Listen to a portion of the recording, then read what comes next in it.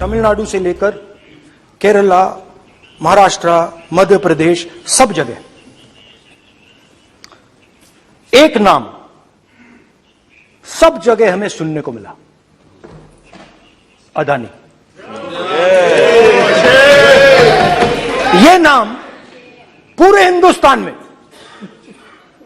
केरल में, तमिलनाडु में, महाराष्ट्र, कर्नाटका, हिमाचल, कश्मीर, सब जगह Adani Adani Adani Adani Adani.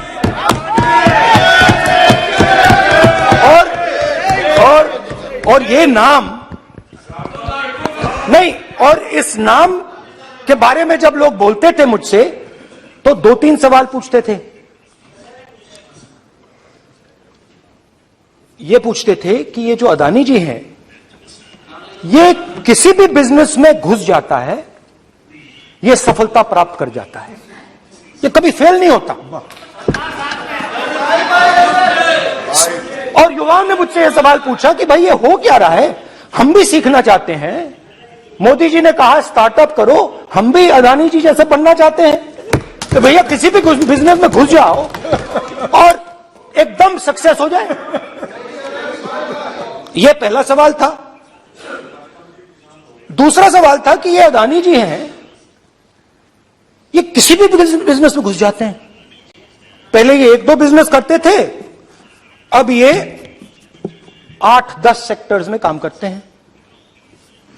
Airports, data centres, cement, solar energy, wind energy, aerospace and defence, consumer finance, renewables, media. तो उन्होंने मुझसे पूछा कि राहुल जी, हाँ वेट करो, बेटे हाँ, धन्यवाद। पोर्ट्स की बात भी थी। ये भी सवाल पूछा कि भैया एक बात बताइए, राहुल जी बताइए हमें कि अदानी जी का जो नेटवर्थ है वो 3 साल के अंदर, नहीं सॉरी 2014 से लेकर 2022 तक ये $8 बिलियन से $140 बिलियन कैसे हो गया? कैसे हुआ? मोदी कैसे? ये 2014 में अगर आप दुनिया की, मुस्कुरा रहे हैं आप, बीजेपी में है ना आप, तो ये लिस्ट आती है, एक लिस्ट आती है दुनिया के सबसे अमीर लोगों की। इस पे ये 609 नंबर पे थे 14 में। 609 पीछे बिल्कुल। पता नहीं जादू हुआ, दूसरे नंबर पे पहुंच गए। मोदी है तो मुमकिन है।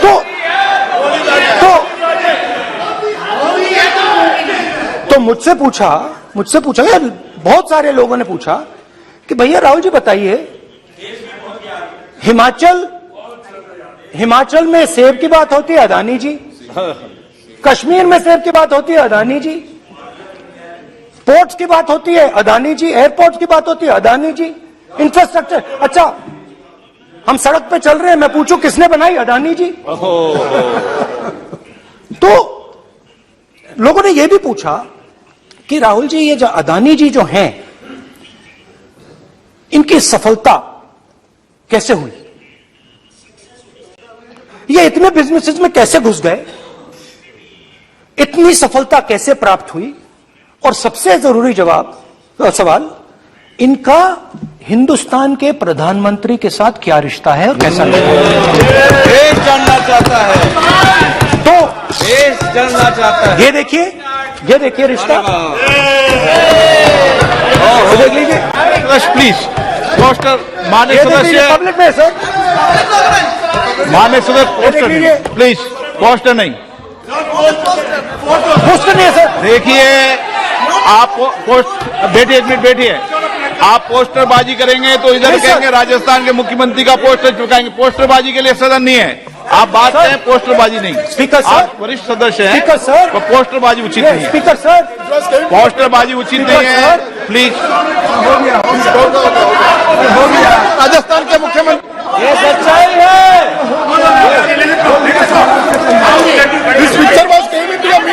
चलिए पोस्टर नहीं, प्लीज। वो लिख के दे दो मुझे। हाँ, जस्ट राइट इट नीटली। तो नहीं स्पीकर सर, वो फोटो है सर, वो पोस्टर नहीं है। आप वरिष्ठ सदस्य हैं, प्राइम मिनिस्टर की फोटो है सर, उसके नियम में बहुत नहीं, उनका अच्छा सदन चेहरा ने दिख नियम रहा बनाया है। है। उनके वहां पे उनके पीछे अदानी का लोगो है, अदानी जी के हवाई जहाज में घुस रहे हैं। तो मैंने सोचा कि आज के प्रेसिडेंट्स एड्रेस में मैं थोड़ा जो नरेंद्र मोदी जी का और अदानी जी का रिश्ता है उसके बारे में आपको थोड़ा बता देता हूं। प्लीज प्लीज बताइए बताइए। तो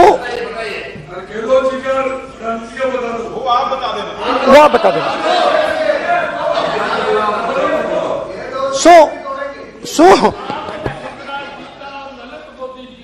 So the relationship begins many years ago when Narendra Modi ji was the Chief Minister of Gujarat. And when most of India's business was asking questions of the Prime Minister, was against the Prime Minister, one man stood shoulder to shoulder with the Prime Minister. He didn't back down. That's commendable. It's not a joke. He was loyal to the Prime Minister. And what did he do? He helped Mr. Modi construct the idea of resurgent Gujarat. Right? The idea that you bring these businessmen together,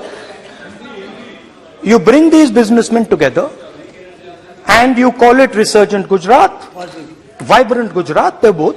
And he was the backbone in setting up that group of people. Okay?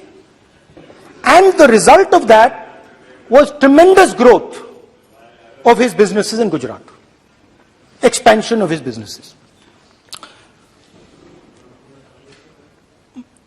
I think then the real magic starts. जब प्रधानमंत्री जी दिल्ली आते हैं और 2014 में असली जादू शुरू होता है। मैंने कहा कि 2014 में वो 609 नंबर पे थे, कुछ ही सालों में वो दूसरे नंबर पे पहुंच गए। कैसे पहुंचे? मैं आपको, बहुत सारी इंडस्ट्रीज में काम करते हैं, मैं आपको 2-3 इंडस्ट्रीज का उदाहरण दे देता हूं।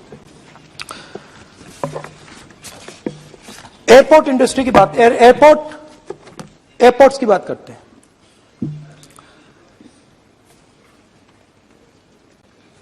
कुछ साल पहले सरकार ने हिंदुस्तान के एयरपोर्ट्स को डेवलप करने के लिए दिया। नियम था, there was a rule that anybody who does not have prior experience in airports cannot be involved in development of these airports. नहीं, गलत नहीं बोल रहा हूं।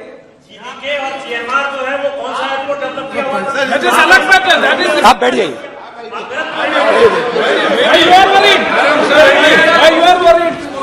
अडानी के डिफेंस में आ गए सर।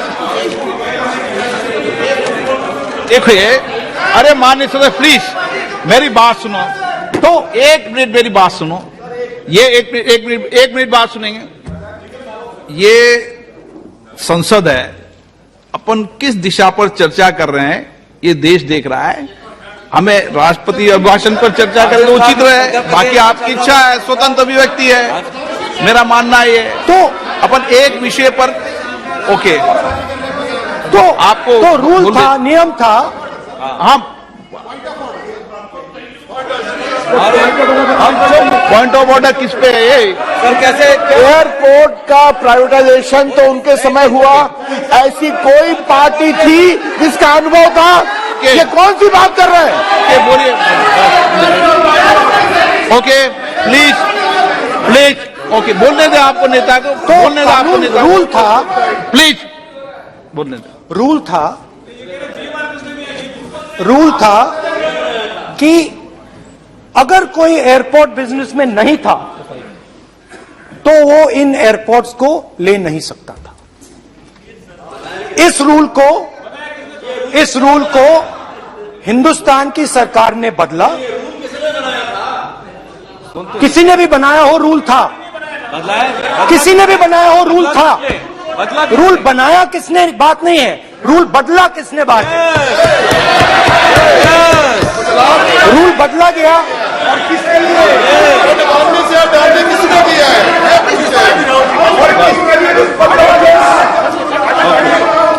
रूल बदला गया।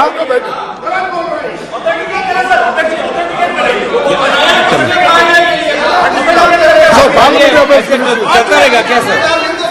आप रूल को बदला गया। सर बोलने दीजिए। करना चाहिए सर, ऑथेंटिकेट करना चाहिए। चलिए चलिए आप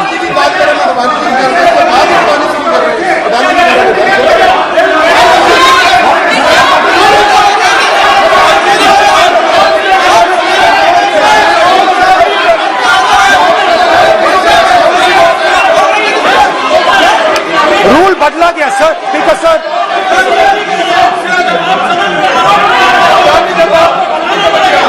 बैठे बैठे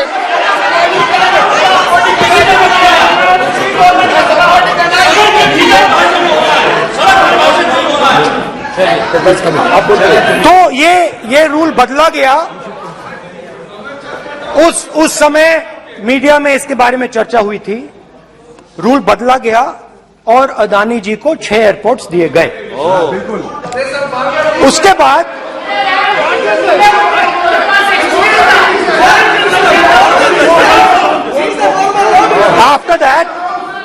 after that India's most strategic profitable airport, Mumbai airport,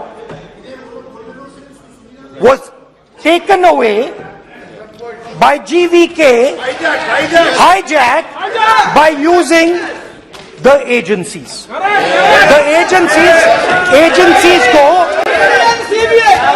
CBI, ED का प्रयोग कर GVK पर दबाव डालकर हिंदुस्तान की सरकार ने उस एयरपोर्ट को अदानी जी के हाथों में कर दिया। रिजल्ट क्या आया? रिजल्ट आया कि एयरपोर्ट्स में आज अदानी जी 24% हिंदुस्तान की एयर ट्रैफिक को अपने एयरपोर्ट से निकालते हैं और 31% एयर फ्रेट उनके एयरपोर्ट्स में से निकलता है। अब यह काम हिंदुस्तान की सरकार और हिंदुस्तान के प्रधानमंत्री जी ने फैसिलिटेट किया। तो बताइए, बोलिए विधि मंत्री और जी। ये जो सर ये हाउस में सर ये बोल रहे तुम तो ज्ञान बांट रहे हो, बैठ जाओ।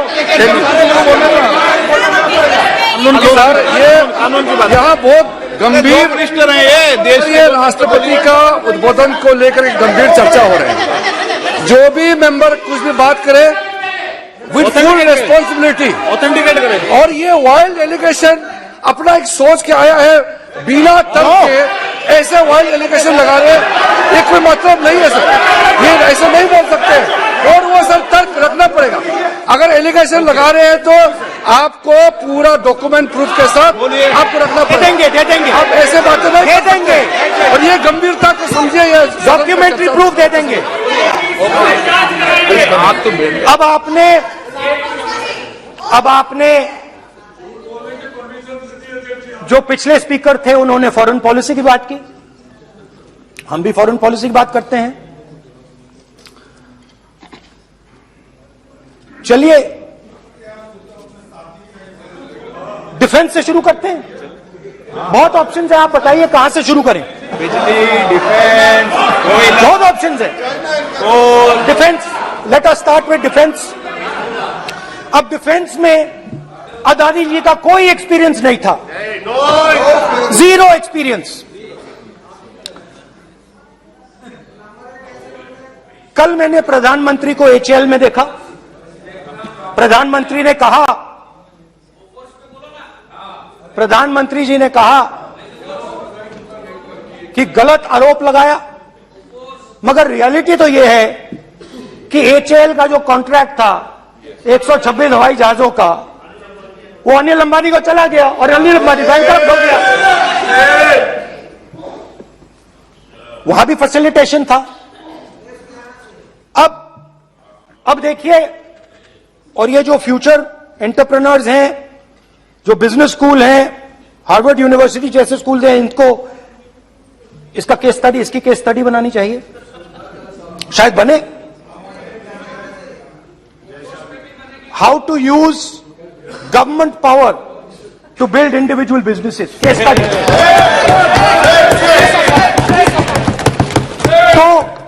तो अब देखिए, अदानी जी की डिफेंस में इंटरेस्ट देखिए।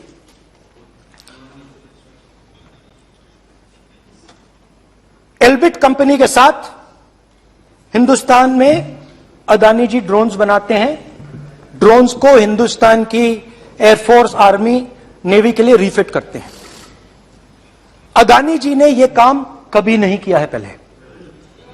एचएएल यह काम करती है, हिंदुस्तान में और भी कंपनीज हैं जो ये काम करती हैं, मगर प्रधानमंत्री जी इजराइल जाते हैं और उसके एकदम बाद अदानी जी को ये कॉन्ट्रैक्ट मिल जाता है, मगर एक नहीं मिलता। ये मत सोचिए कि ये सिर्फ एक कंपनी की बात हो रही है, ये इंडस्ट्रीज की बात होती है यहां पे। जैसे मैंने आपको दिखाया, एयरपोर्ट का पूरा सिस्टम उठा के ले गए, 30% मार्केट शेयर एयरपोर्ट में ले गए, वैसे ही डिफेंस में करा। तो 4 डिफेंस की इनके पास कंपनीज हैं, यह काम इन्होंने कभी नहीं किया। स्मॉल आर्म्स, जिसमें टावर है जो हमारी स्पेशल फोर्सेस यूज करती है, आर्मी यूज करती है, जिसमें गलील स्नाइपर राइफल है, ये सब अदानी जी बनाते हैं। सीधा स्ट्रेट इजराइल में प्राइम मिनिस्टर जाते हैं, प्राइम मिनिस्टर के साथ वहां पे मतलब बीच में पैदल चलते हैं और फिर जादू से पीछे से इंडिया का फर्स्ट कॉम्प्रिहेंसिव एमआरओ मिल जाता है मेंटेनेंस के लिए, जहाजों के मेंटेनेंस के लिए। स्मॉल आर्म्स का बिजनेस मिल जाता है, इजरायली जो ड्रोन्स हैं उसका बिजनेस मिल जाता है। मतलब जो हिंदुस्तान और इजराइल का डिफेंस का रिश्ता है वो पूरा का पूरा अदानी जी के हाथ में चला जाता है, खत्म कहानी। हाँ, उसमें पेगासस भी है, तो पता नहीं वहां से क्या मतलब पेगासस कैसे आया, क्या हुआ, किसने दिया। अच्छा, एक और बड़ी इंटरेस्टिंग चीज है, एक कंपनी है अल्फा डिफेंस, जो डिफेंस इलेक्ट्रॉनिक्स का काम करती है, एवियोनिक्स का काम करती है, बहुत स्ट्रेटेजिक कंपनी है, वो भी अदानी जी के हवाले कर दी गई, अदानी जी ने एक्वायर कर लिया। तो आपने देखा कि एयरपोर्ट्स का बिजनेस 30% मार्केट शेयर, हिंदुस्तान और इजराइल का जो वेपन्स का बिजनेस है 90% उठा के ले गए। एक विजिट फॉरेन पॉलिसी, ये है फॉरेन पॉलिसी।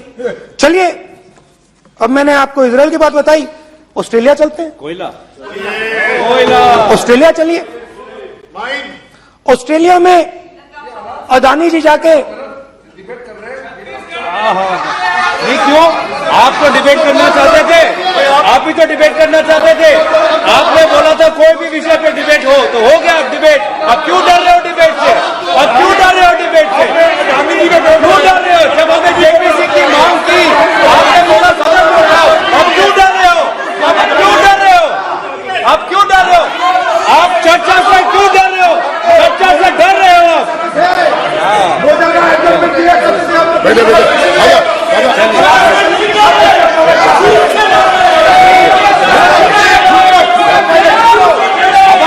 अब सुनना पड़ेगा, अब सुनना पड़ेगा,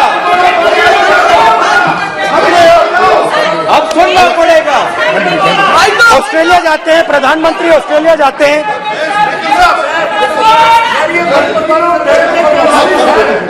प्रधानमंत्री ऑस्ट्रेलिया जाते हैं। He's not yielding.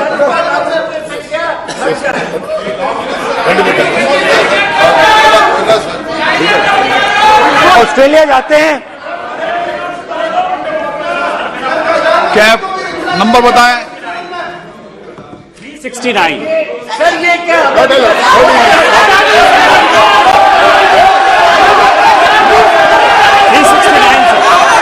ये कहता है सर, एक पेपर और document shall be duly sir, मैं इनको चैलेंज करता हूँ कि जीएमआर और जीबी के उसको कब एयरपोर्ट का जो है संचालन का अधिकार था और कौन सा रूल है वो कोर्ट करे सर।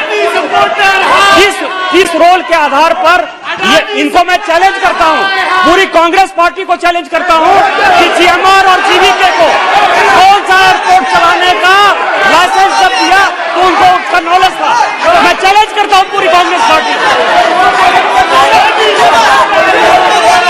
जब इन्होंने बिरला को बनाने का दिया, डालमिया को बनाने का दिया, टाटा को बनाने का दिया लाइसेंस, उस वक्त उनको कौन सा मोटर चलाने का अधिकार था सर?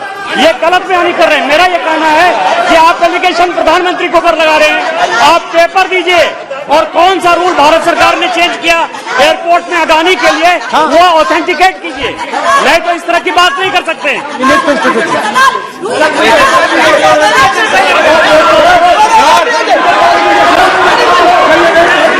करना पड़ेगा, ऑथेंटिकेट करना पड़ेगा। राहुल गांधी जी आपको ऑथेंटिकेट करना पड़ेगा।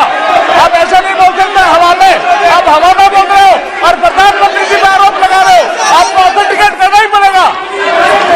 आप ऐसे ही बोल रहे हो कि जीएमआर का जीवीके का समय रूल कहा था, रूल कोई रूल नहीं था। आपको यह तो ऑथेंटिकेट और ऑथेंटिकेट करके ही रखना पड़ेगा आपको। पहले रखिए और उसके बाद आगे बात करने देंगे, नहीं तो माफी मांगिए देश से।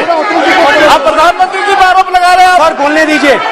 अनाप शनाप आरोप लगा रहे, बिना किसी डॉक्यूमेंट के आरोप लगा रहे प्रधानमंत्री जी पे।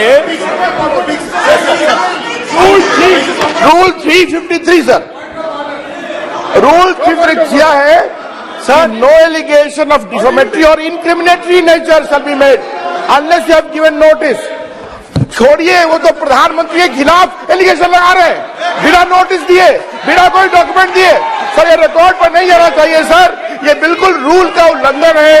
और क्या क्या बातें वो कह रहे हैं सर, मैं उसको रिपीट नहीं करना। Reckless allegation, baseless allegation in violation of rules, sir ये स्वीकार नहीं होना चाहिए।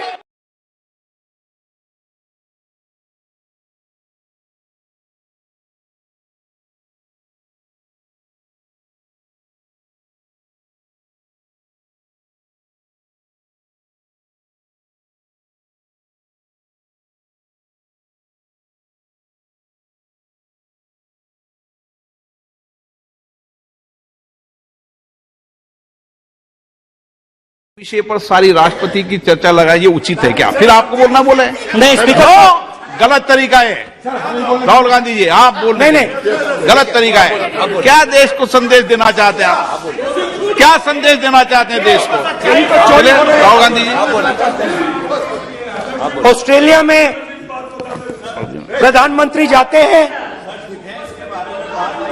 आप बोलिए सर, स्पीकर साहब, प्रधानमंत्री जी ऑस्ट्रेलिया जाते हैं और जादू से State Bank of India $1 billion loan Adani ji को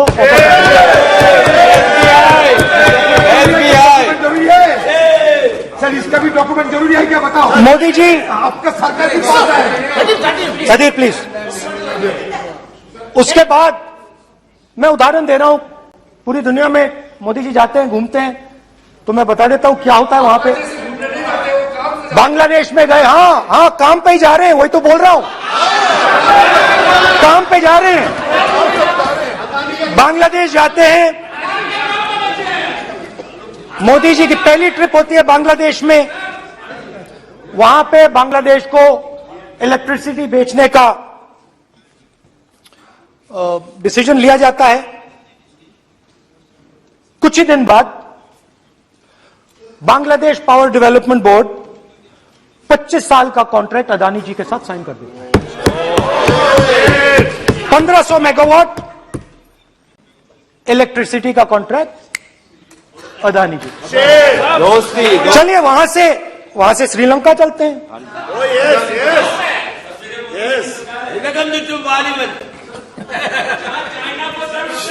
जून 2022 में chairman of Sri Lanka Ceylon electricity board MMC Fernando informed a parliamentary committee in Sri Lanka in open hearing that he was told by President Rajapaksa that PM Modi pressured him to give the wind power project directly to Mr. Adani.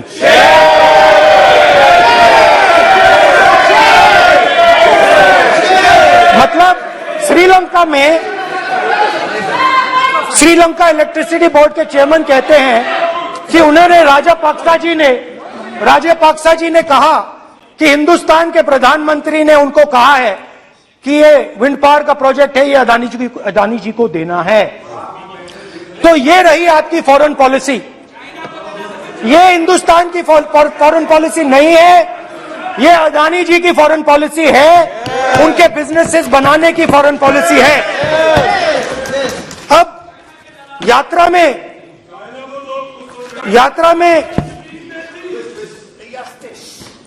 में मुझसे 2-3 और सवाल पूछे गए। यात्रा में लोगों ने मुझसे पूछा, राहुल जी ये जो LIC कंपनी है इसका पैसा अदानी जी की मदद करने के लिए क्यों डाला जा रहा है? उन्होंने यह भी पूछा कि अदानी जी के जो शेयर्स हैं बड़े वोलेटाइल हैं, उसमें LIC का पैसा क्यों डाला जा रहा है? तो मेरा कहना है कि एक सेकंड, मेरा कहना है कि अदानी जी की मदद प्रधानमंत्री जी और हिंदुस्तान की सरकार कैसे करती है? हजारों करोड़ रुपए हिंदुस्तान के public sector banks Adani ji को मिलता है। 27,000 करोड़ रुपए SBI, PNB 7,000 crore, bank of Baroda 5,500 crore, ये मैं लिस्ट चलती जाएगी। LIC का एक्सपोजर 36,000 करोड़ रुपए, 3 crore SBI and other PSU bank holders. So money is going to Mr. Adani and to finance.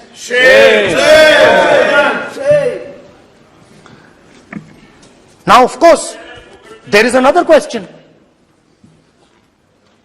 तो मदद कैसे हो रही है? हिंदुस्तान के पब्लिक सेक्टर बैंक्स का पैसा, LIC का पैसा नरेंद्र मोदी जी, अदानी जी को दिया जा रहा है। अगर कोई सामने खड़ा हो जाता है, जैसे जीवी के लोग खड़े हुए, ED, CBI एजेंसीज आ जाती हैं, उनको परे कर देती हैं। तेलंगाना में भी एक पोर्ट का उदाहरण था, आंध्रा, सॉरी। मगर मेन सवाल और सबसे इंटरेस्टिंग सवाल दूसरा है। कुछ दिन पहले ये हिंडनबर्ग रिपोर्ट आई,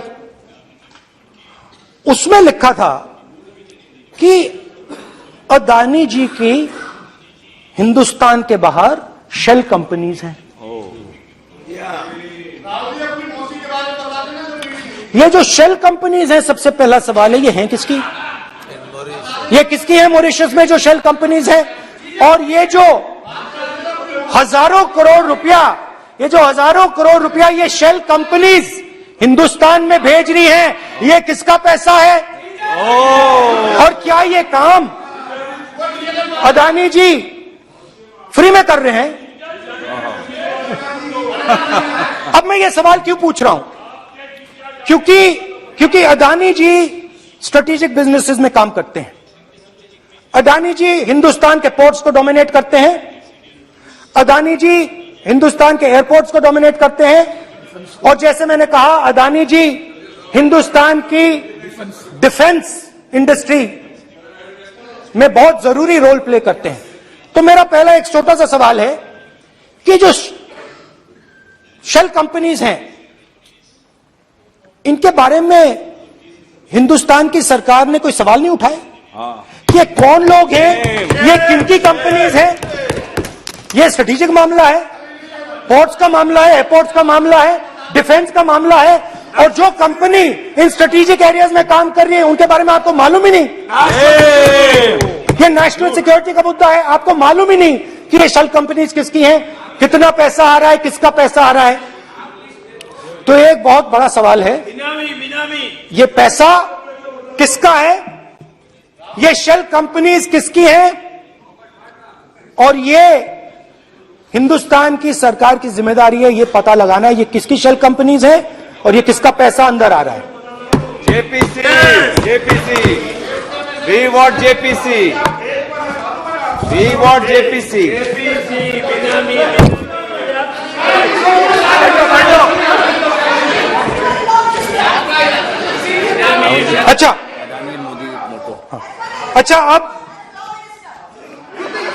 अच्छा अब चलिए छोटा सा बजट के बारे में बता देता हूं। 2022 में अदानी जी अनाउंस करते हैं कि वो $50 बिलियन इन्वेस्ट करेंगे to build the world's largest green hydrogen ecosystem.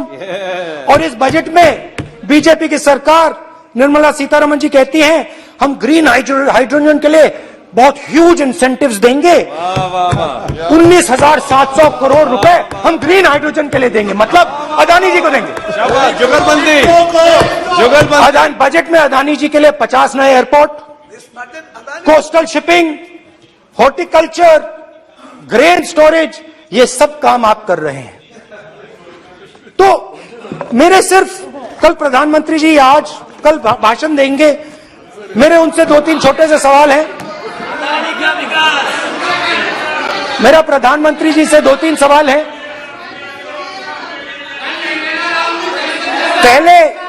पहले अदानी जी के हवाई जहाज में मोदी जी जाते थे, अब मोदी जी के हवाई जहाज में अदानी जी जाते हैं। पहले लोकल मामला था, फिर नेशनल मामला हो गया, उसके बाद इंटरनेशनल मामला हो गया। अदानी जी के लिए बोरिस जॉनसन का बेटा काम करता है, आपको पता नहीं मालूम है या नहीं मालूम? भाई सॉरी, नहीं बेटा भी, भाई काम करता है। तो ये मामला पहले गुजरात का मामला था, फिर ये हिंदुस्तान का मामला हुआ, अब ये इंटरनेशनल मामला हो गया है। तो मेरा सवाल प्रधानमंत्री जी से, और सिंपल सवाल है, प्रधानमंत्री जी आपकी फॉरेन ट्रिप्स पे अदानी जी और आप कितनी बार एक साथ गए? Adani ji, how many times did you travel together with Adani ji? How many times did Adani ji join you later on a visit? How many times did Adani ji travel to a country immediately after you did? Good question. And in how many of these countries after you visited did Adani ji get a contract?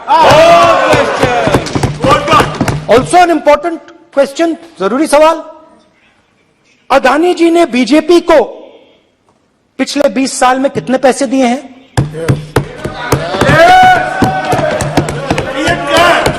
Electoral bonds में कितना पैसा दिया है?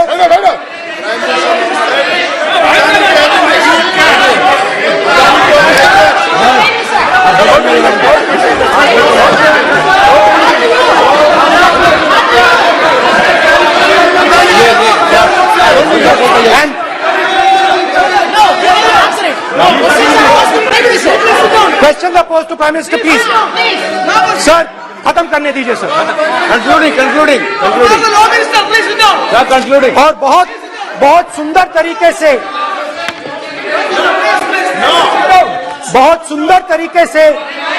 वो चलिए, क्या हो रहा है सर, मैं सिर्फ इतना कहना चाहता हूं, राहुल जी अभी आप सीनियर एमपी हो गए हैं, आप एक सीनियर एमपी हो चुके हैं। हम लोग एक्सपेक्ट करते हैं कि इस सदन का सदस्य होने के नाते जो भी बातें आप करेंगे गंभीरता से आप बात करेंगे। बाहर आप जो भी भाषण देते हैं हम लोग उसको रोक नहीं सकते हैं। इस सदन के अंदर में जो भी बात कही जाती है पूरा गंभीरता के साथ, प्रमाण के साथ कहे जाना चाहिए, ये परंपरा है। और राहुल जी ने कहा कि प्रधानमंत्री विदेश घूमने जाते हैं, तो मैंने आज वो जो युवाओं ने मुझसे सवाल पूछा था कि अदानी जी की इतनी बिजनेस एक्यूमेंट कहां से आई, इतने अलग अलग सेक्टर्स में अदानी जी ने कैसे सक्सेस प्राप्त की, अदानी जी के बारे में पूरी दुनिया को स्टडी करनी चाहिए, हार्वर्ड यूनिवर्सिटी को स्टडी करनी चाहिए कि पॉलिटिक्स के बीच में और बिजनेस के बीच में कैसा रिश्ता होता है। India is a case study and prime minister Narendra Modi should be given a gold medal in this. Now बहुत अच्छी तरह बीजेपी के जो पिछले स्पीकर थे उन्होंने मेरे भाषण को इंकैप्सुलेट किया मेरे लिए बहुत अच्छी तरह। आपने जो मैं सोच रहा था आपने उससे और भी अच्छी तरीके से बोल दिया। Coming together is a beginning, keeping together is progress, working together is success. Adani ji and Narendra Modi ji, thank you.